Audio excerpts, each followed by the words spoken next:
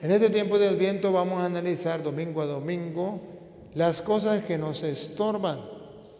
La Santa Madre Iglesia Católica, basada en las Sagradas Escrituras, nos muestra que hay 7 pecados capitales.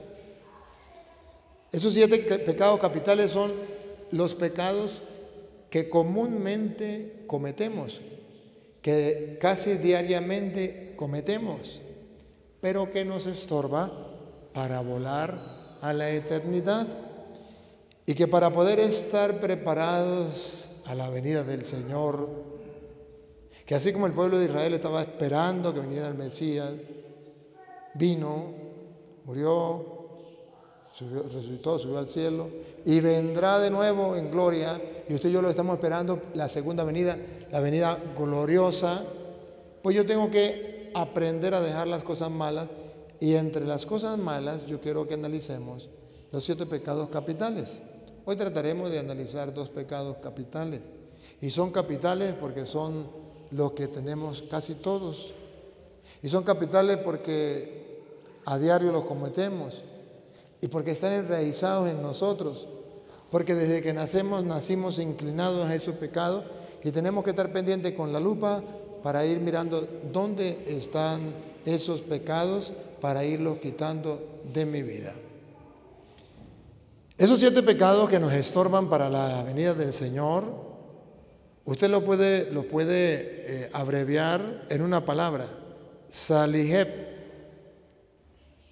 para que se pueda aprender. Saliheb. Saliheb, ¿por qué? Porque cada pecado capital se abrevia con una letra. La S de la soberbia, la A de la avaricia, la L de la lujuria, sal, la I de la ira, salí, la G de la gula, salí, la E de la envidia, salihé, y la P de la pereza, salihé. Son 7 pecados capitales. Si usted y yo trabajamos esos 7 pecados capitales, entonces estaremos prestos, con la maleta arreglada, para el día en que el Señor nos llame, nos vamos con Él.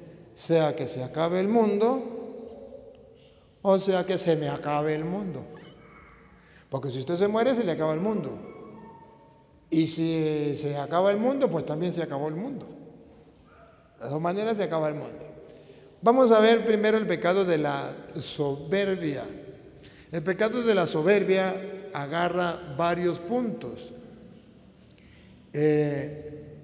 Por ejemplo, en el libro de Nehemías, capítulo 9, versículo 16, nos viene a presentar este pecado de soberbia cuando yo no soy capaz de aceptar los planes de Dios, los proyectos de Dios. Nehemías 9:16 nos muestra que cuando usted y yo desobedecemos los mandatos de Dios, no aceptamos el plan de Dios, somos soberbios. Soberbio es cuando yo me quiero proponer como Dios o como lo más importante, cuando yo me creo la última Coca-Cola del desierto, cuando yo no soy capaz de bajar la cabeza, cuando yo no soy capaz de humillarme, cuando yo quiero que todo el mundo se someta a mis pies, incluso Dios. La soberbia, usted y yo podemos detectarla cuando usted y yo no somos capaces de humillarnos, sea ante Dios o sea ante los demás. ¿Se acuerdan que el pecado del diablo es el pecado de la soberbia? El Papa en estos días decía: los 2 pecados más grandes que pueden existir en la vida del ser humano es la soberbia y el odio. Y es verdad, el diablo era Lucifer, luz bella, Luzbel, el ángel de la luz, y se convirtió en el ángel de las tinieblas por la soberbia, por no querer humillarse, por no bajar la cabeza. Pero todo aquel que no baje la cabeza, que no sea capaz de humillarse, entonces pasa a ser un diablito. O sea, una persona muy buena, pero que la soberbia lo hace de las tinieblas. Necesitamos ver cómo dice Nehemías 9:16. Mas ellos y nuestros padres fueron soberbios. A ver, aquí está el pecado de la soberbia. Ellos y nuestros padres fueron soberbios. La lupa. ¿Cuál es el pecado de la soberbia? Enrolla, envuelve varias cosas.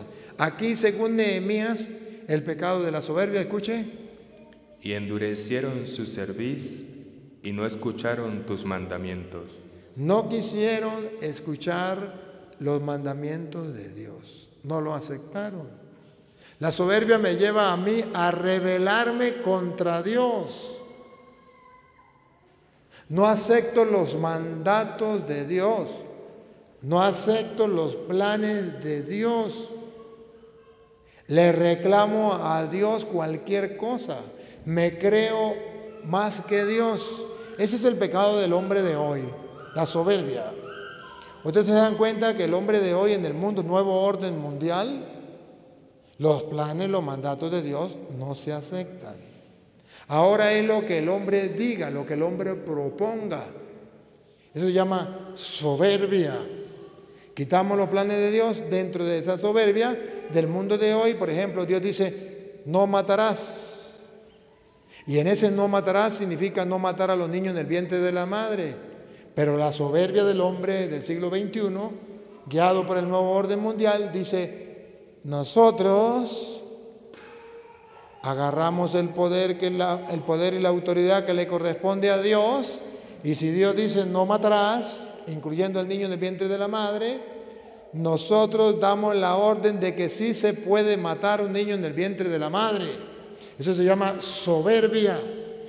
Se quita la autoridad de Dios y se pone por encima de Dios. Eso es soberbia. Pero la soberbia no solamente engloba a la humanidad, que va en contra de Dios. Dios dice, se unirá el hombre a su mujer y los dos serán uno solo. Y creceos y multiplicaos. La soberbia del hombre dice, pues nosotros somos más que Dios. Ahora no queremos obedecer eso. Escuchen todos los hombres. Ya usted no debe casarse con una mujer, ya tiene que casarse con otro hombre. Escuchen las mujeres.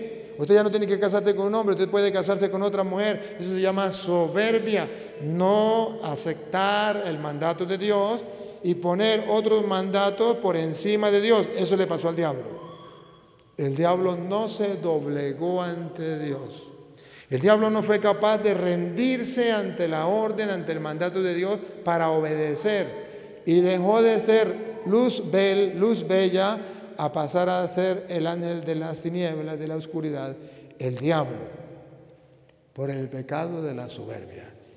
Si el ángel de la luz, que era el diablo, luz bella, dejó de ser luz bella y pasó a ser ángel de las tinieblas por la soberbia, ¿será que tú, será que yo, que usemos la soberbia y que no trabajemos ese pecado, que no seamos capaces de acabar con ese pecado en nuestra vida, ¿será que no nos va a pasar lo mismo que el diablo? Claro que sí. Por eso uno de los pecados más grandes, y por eso está de primero, dentro de los pecados capitales, está el primero de la soberbia, porque es el pecado que va en contra de Dios. Cuando una persona, por ejemplo, muere su hijo, es el único hijo, ¿qué es normal? Normal es que a usted le duela la muerte de su hijo, usted llore. Bueno, están los 9 días de luto y de oración, el novenario. O su mamá se murió, están los 9 días también. Usted llora, lo lamenta. Pero luego usted le dice a Dios, Señor, hágase tu voluntad. Tú me lo diste, tú me lo quitaste, tú me la diste, tú me la quitaste. Bendito sea Dios. Ahí usted destruyó la soberbia. Pero cuando usted dice, Dios mío, ¿por qué me quitó a mi mamá? ¿Por qué me quitó a mi hijo? No vuelvo más a misa, no vuelvo más a orar, no vuelvo más con Dios. Dios no me quiere, yo me aparto de Él. ¿por qué me pasó esto? Y usted comienza a reclamarle a Dios y comienza a enfurecerse contra Dios, eso se llama pecado de la soberbia. No aceptar los planes de Dios. Es soberbia. Entonces la soberbia me lleva a mí a querer ser un Dios para Dios, reclamarle, pedirle cuentas a Dios de lo que Él hace. Es el pecado de la soberbia. Y hoy día parece que es algo muy normal. Todo el mundo lo hace. Y dice, no, pues es que yo así me desahogo. No. Una cosa es ahogarse y llorar ante el Señor y decirle, Señor, me duele, ¿sabe cuánto me duele, Señor? Pero tú sabes todas las cosas, tú sabes por qué se llevó mi mamá, la encomiendo en tus manos. Entonces ya viene la humildad, que es humillarme delante de Él y reconocer que Él es el comandante supremo y eterno, que no hay otro. Me entrego a Él. La soberbia me impide a mí cumplir los mandatos de Dios, me impide a mí aceptar los planes de Dios. Yo no lo puedo aceptar porque Dios se tiene que someter a mí y tiene que hacer lo que a mí me da la gana. Y si no hace lo que a mí me da la gana, lo declaro mi enemigo y me declaro ateo. ¿Cuántas personas se han declarado ateos por la soberbia? ¿Qué es un ateo? El ateo realmente no existe. ¿Por qué no existe un ateo? Sencillo. Porque el ateo dice Dios, y al decir Dios ya acepta que Dios existe. Pero como él es soberbio, le pone no existe. ¿Quién? Dios. O sea, es como si usted diga el sol, ya sabe que existe, pero lo niega, no existe. Al decir el sol, ya se supone que existe el sol y que usted acepta que existe el sol, pero la soberbia le hace decir no existe el sol. En el caso de Dios, ¿qué es un ateo? Un ateo es una persona con la soberbia, el pecado capital más grande. Ese pecado ha crecido a tal punto que él es capaz de decir Dios no existe y se siente orgulloso y es capaz de decirle a los demás Dios no existe. Está pasando por encima de Dios. Dios que lo hizo a él no existe, pero él que es la criatura, alguien creado por Dios, él sí existe. O sea que él es más que Dios, porque él sí existe y Dios no existe. O sea que esa persona es más que Dios. La soberbia se lo traga. Definición de un ateo: soberbio a plenitud. Es un ateo. No es que Dios no exista, no es que él no sepa que Dios no exista, es querer tapar el sol con un dedo, y eso no se puede. Y en el mundo en que usted y yo vivimos encontramos muchos ateos, doctores ateos, abogados ateos, políticos ateos, maestros ateos, alumnos ateos, padres de familia ateos, hijos ateos. ¿Qué se llama eso? Soberbia a plenitud. De eso estamos entonces nosotros desde niños, estamos cundidos de ese pecado. ¿Qué tenemos que hacer? Aprender a dominar la soberbia. Nehemías entonces dice que la soberbia es, en primer lugar, no aceptar los planes de Dios. ¿Cómo es que dice? Mas ellos y nuestros padres fueron soberbios y endurecieron su cerviz y no escucharon tus mandamientos. Endurecieron su cerviz, endurecieron su cabeza, su corazón, endurecieron todo su ser ante Dios y no quisieron cumplir sus mandatos. Endurece. Esa es la soberbia. Se va volviendo duro de corazón, duro de inteligencia, de cerebro. Una cabeza dura. Se va volviendo cabeza dura. ¿Por qué? Por la soberbia. Si hay algo que le agrada a Dios, es la humildad y la sencillez. San Pedro, capítulo 5, versículo 5 de Primera de Pedro. En la primera carta de San Pedro, capítulo 5, versículo 5, viene a hablar de lo que es la soberbia. Pero ya en el punto más humano, en dirección al ser humano. La primera parte de la soberbia es en dirección a Dios. No acepto los planes de Dios. No acepto los mandamientos de Dios. Me rebelo como el diablo en contra de los mandamientos de Dios. Me rebelo contra los planes de Dios como el diablo lo hizo. Eso es soberbia. Pero ahora San Pedro viene a mostrar la segunda parte de la soberbia. Igualmente, jóvenes, estad sujetos a los ancianos. Estad sujetos a los ancianos. Y todos sumisos unos a otros. Y todos sumisos unos a otros. Revestíos de humildad, porque Dios resiste a los soberbios. Dios resiste a los soberbios. Y da gracia a los humildes. Entonces aquí está diciendo que una persona soberbia es aquella persona que no es capaz de doblegarse, que no es capaz de obedecer, que no es capaz de aprender a perder, de bajar la cabeza. Es un soberbio. Y todos, jóvenes y no jóvenes, pero aquí habla de los jóvenes, porque la soberbia se tiene que ir trabajando desde la juventud, ir dominando la soberbia desde la juventud, que es más fácil dominarla. Dice entonces que Dios resiste a los soberbios, pero a los humildes los enaltece. ¿Y quién es el soberbio? Según dice San Pedro, el soberbio es aquella persona que no es capaz de doblegarse, de bajar la cabeza, de obedecer.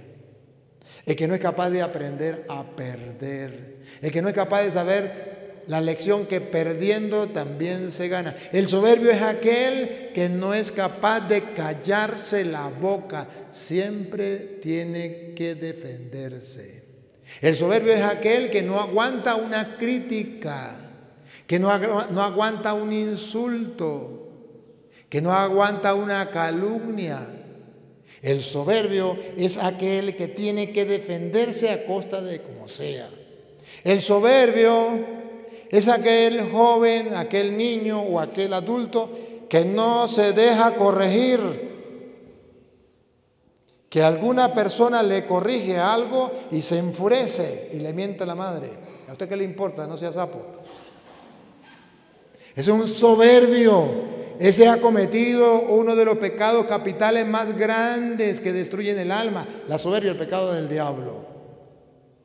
Y eso es muy común en medio de la sociedad. La gente no le gusta que le diga nada.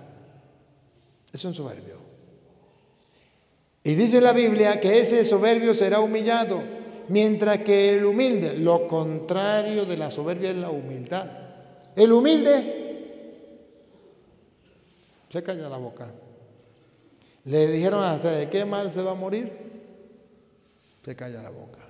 Le mentaron a la madre, no contesta nada.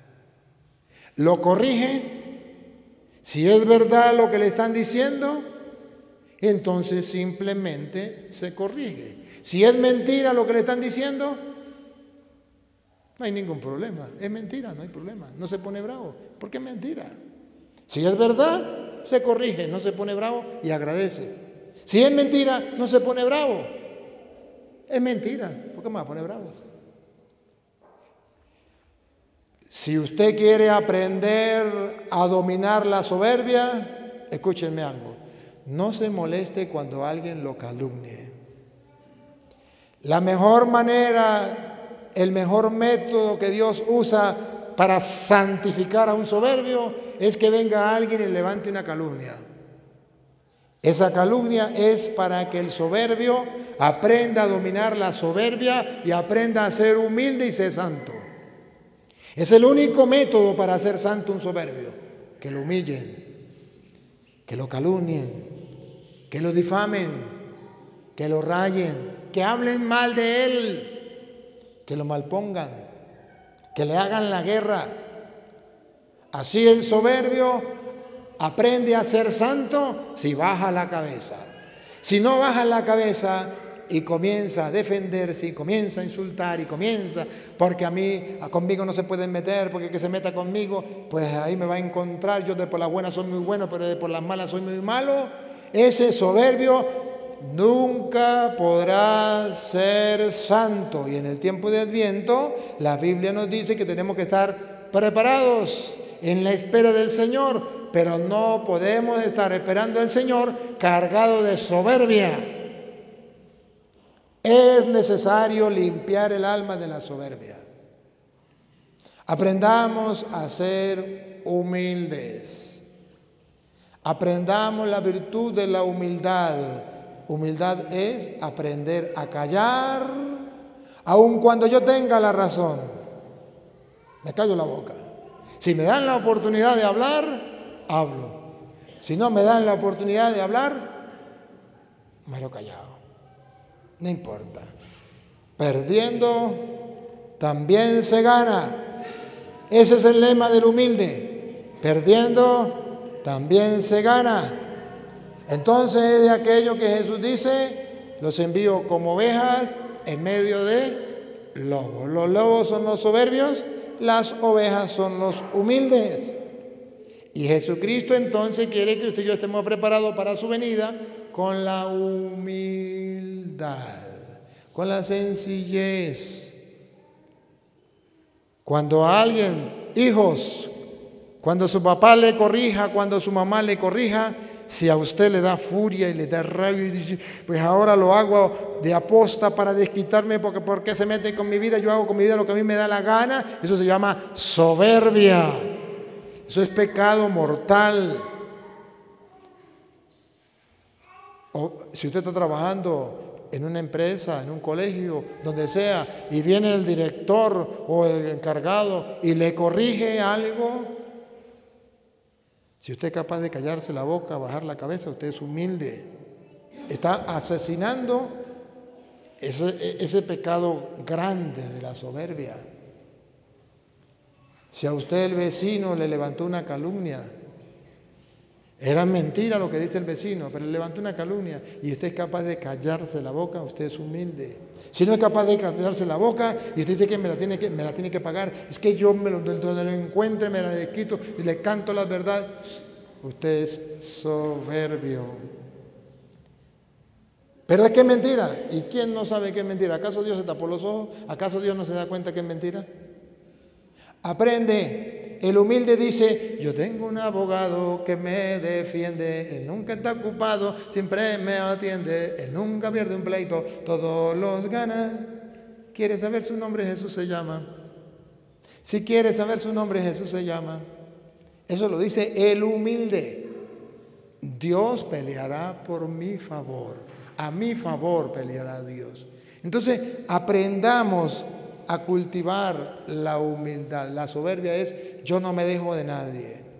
La soberbia es yo de por las buenas soy muy bueno, pero de por las malas ahí me encuentra. La soberbia. La soberbia no permite que la persona se doblegue. Entonces dice la Biblia allá en San Lucas capítulo 1 versículo 51, a los humildes Dios los enaltece y al soberbio Dios lo humilla. San Lucas capítulo 1, versículo 51. Hizo proezas con su brazo, esparció a los soberbios en el pensamiento de sus corazones, quitó de los tronos a los poderosos y exaltó a los humildes. A los humildes Dios los ensalza, a los soberbios Dios los humilla. Tiempo de Adviento es tiempo de preparación. Y es tiempo de preparación cultivando la humildad, apartando de mí la soberbia, el pecado capital. Decía el alumno, le dice al maestro, maestro, yo soy muy soberbio y yo quiero aprender a ser humilde. ¿Cómo puedo yo ser humilde? ¿Qué es ser humilde? Le digo, sencillo. La humildad es, vaya al cementerio. agarre la primera tumba que se encuentre, vaya, dígale al muerto todos los insultos, todas las groserías que se le venga a la cabeza hasta que se canse. Y se fue, insultó al muerto todo lo que quiso. Cuando se cansó, regresó y le dijo: maestro, ya lo insulté, ya le dije todas las cosas que tenía que decirle. Me cansé ya. El maestro le dice: ¿qué le respondió el muerto? Dijo: nada.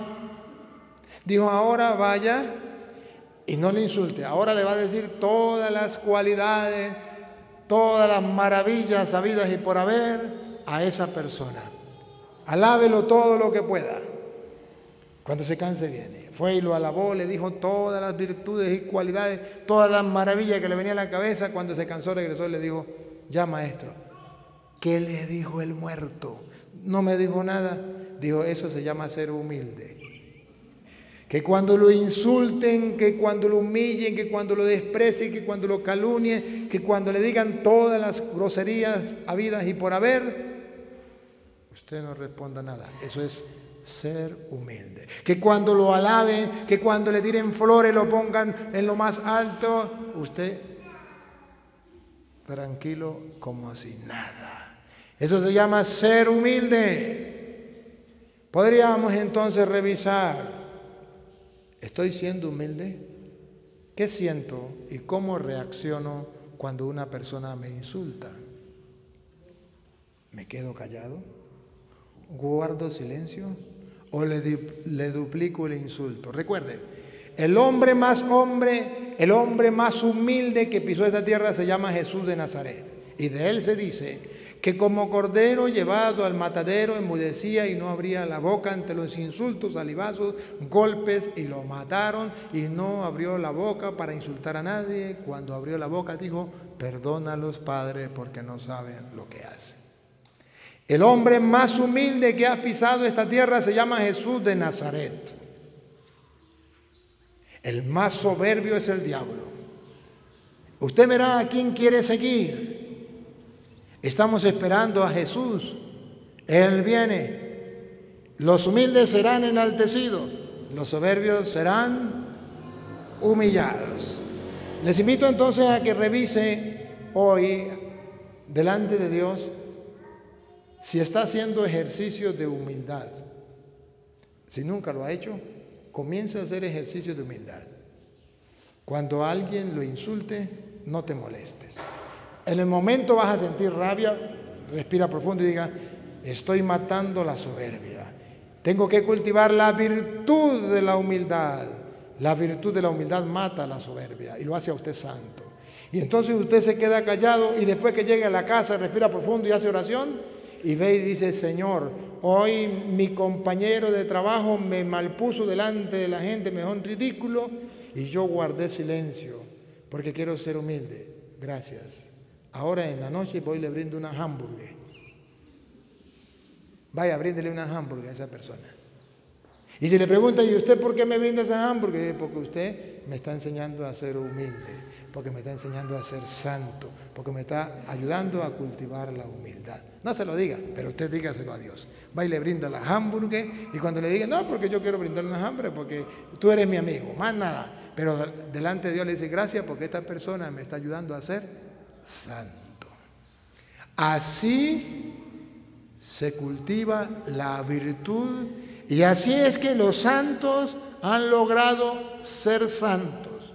Yo sé que les estoy hablando como en otro idioma, a mí qué me importa. Yo sé que les estoy hablando algo que pareciera ser imposible, algo que este cura se la fumó verde, a mí qué me importa. Solamente les estoy explicando cómo cultivar la virtud de la humildad que te permite y que me permite ser santos. Aprende a perder. En el hogar, ¿quién es el soberbio y quién es el humilde? Puede ser el hombre el soberbio, o también puede ser la mujer la soberbia. ¿Quién es el que calla? Ese es el humilde. ¿Quién es el que más grita? ¿Quién es el que insulta? Ese es soberbio. ¿Quién es el que se defiende? Ese es soberbio. ¿Quién es el que aprende a perder? Ese es humilde. Y el humilde es el mismo santo. Y el soberbio es el mismo diablito. Es un diablo. Necesitamos, queridos hermanos, que nos tomemos en serio cultivar las virtudes en nosotros. Y voy a tocar el segundo pecado es la avaricia. ¿Se acuerda que los pecados capitales Sal y Geb? S-A, la segunda sería A de avaricia. Y la avaricia está expuesta allá en San Lucas capítulo 12, versículo 13, donde Jesús dice que nos cuidemos de la avaricia.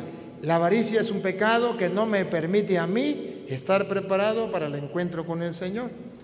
Y aquí al ver la avaricia, entonces nos vamos a dar cuenta si ese pecado está reinando en nosotros o si ese pecado ya lo hemos destruido en nosotros. Escucha al maestro hablar de la avaricia. Le dijo uno de la multitud: Maestro, di a mi hermano que parta conmigo la herencia.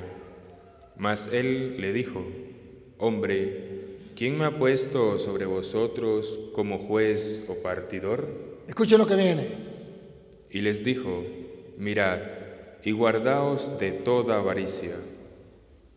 Cuidado con la avaricia. Guardados de toda avaricia. Entonces aquí está diciendo Jesús que la avaricia lleva a pelear a los hermanos por herencia. Sobre todo ahí se deja ver mucho la avaricia. La avaricia es ser avaro. Avaro es querer todo para mí. Avaro es querer yo tener, acumular, y el otro que se lo coma el tigre. Sobre todo cuando muere el papá y la mamá y quedan hijos y tienen que repartir. El avaro quiere agarrar lo mejor para él. El avaro quiere agarrar más para él y dejar al otro sin nada o con un poquitico. Eso se repite en todas las familias. Pero eso es un pecado. Y Jesús dice, cuidado con la avaricia. La avaricia es aquel que acumula para sí y al lado puede estar el vecino muriéndose de hambre. El avaro es el que todo para sí y puede estar alguno de la familia necesitando y no es capaz de atenderle la mano. El avaro no piensa en el otro. Hoy entonces la Biblia dice, cuídense de la avaricia. El querer las cosas solo para ti, el tener y no se ve satisfecho. Pone Jesús el ejemplo. Otra vez, cuidado con la avaricia, ¿cómo es? Y les dijo, mirad y guardaos de toda avaricia. Guardaos de toda avaricia, cuidado con la avaricia. Porque la vida del hombre no consiste en la abundancia de los bienes que posee. La avaricia es querer tener muchos bienes, poseer muchos bienes. Y dice que la vida del hombre no consiste en tener muchos bienes. Eso es una mentira, es un engaño. Y pone el ejemplo. También les refirió una parábola, diciendo, la heredad de un hombre rico había producido mucho. Y él pensaba dentro de sí, diciendo, ¿qué haré? ¿Porque no tengo dónde guardar mis frutos? Y dijo, esto haré, derribaré mis graneros y los edificaré mayores, y allí guardaré todos mis frutos y mis bienes. En vez de decir, voy a compartir con los demás, voy a tumbar el granero y voy a hacerlo más grande para acumular más y más y más. Ese se llama avaro. Aquel que guarda en el banco, bueno, aquí en Venezuela no, pero en los otros países. El que guarda en el banco y guarda y guarda y guarda. O aquellos que tenían, ¿se acuerda cuando se devaluó el dinero? Aquellos que tenían guardados billetes, sacos de billetes y después que se devaluó tuvieron que sacarlo y tirarlo a la basura porque ya no servía para nada. El avaro le pasa eso. En otros países donde acumulan y guardan, aquí en Venezuela pues van, como es que dice, colando y tomando. En otros países la avaricia, pero es que la avaricia se puede vivir en cosas pequeñas. Puede ser que usted no tenga mucho, pero cuando usted piensa solo, primero usted, segundo usted y tercero usted, es avaro. Los bienes. Entonces dijo, voy a hacer los graneros más grandes, más grandes, más grandes para poder acumular y tener más. Eso se llama avaricia, el deseo desenfrenado de tener, olvidándome de compartir con el necesitado. Avaricia, avaro, pecado capital. Y diré a mi alma, alma, muchos bienes tienes guardados para muchos años. Ahí está la felicidad de tener muchos bienes guardados para muchos años. La avaricia me hace pensar en guardar para tener yo para mis bienes ahorita y futuros. La avaricia. La persona generosa no piensa así. La persona generosa es capaz de pensar en el otro. Va a compartir con el otro. Invierte en el otro. Es como el campesino. Usted no se da aquí cuenta que el campesino quiere, por ejemplo, sembrar caña. ¿Qué hace el campesino? La platica que tenía guardada la saca. Compra un terreno, compra la semilla de la caña, paga obreros, vea que va sacando el dinero. Siembra la caña, vea que el dinero que tenía acumulado lo está invirtiendo. Pero luego, después que siembra esa tierra, le pagó a los obreros, se quedó sin plata. Y aparentemente se quedó con las manos vacías. Vaya mañana a ver si tiene plata. No tiene plata. ¿Por qué? Porque la plata la invirtió. ¿En qué? En la caña. Pasó mañana igualito, no tiene plata. ¿Cuánto dura la caña para echar? Para dar fruto. Póngale 2 años, no sé cuánto. Póngale 2 años. 2 años que el campesino va a estar sin plata. ¿Por qué? Porque la enterró.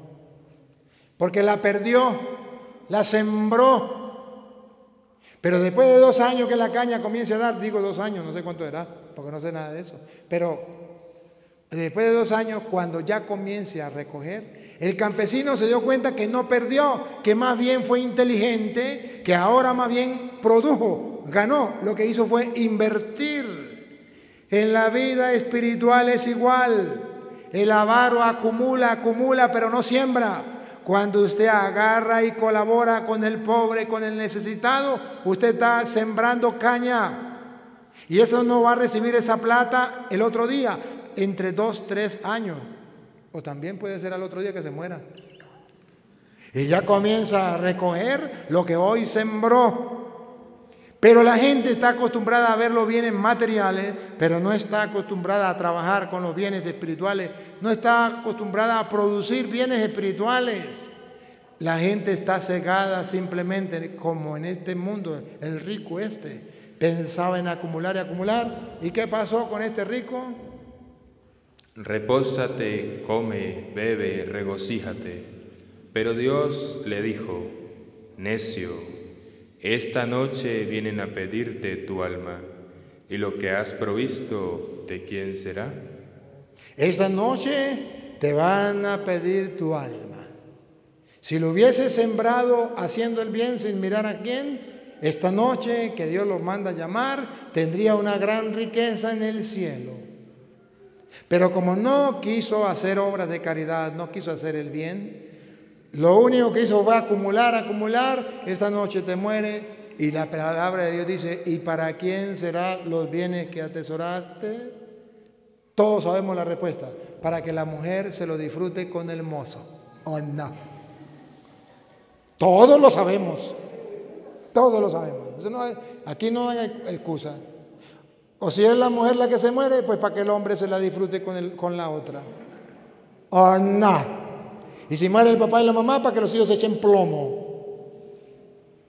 O sea, ¿por qué no ser capaces de ver la realidad?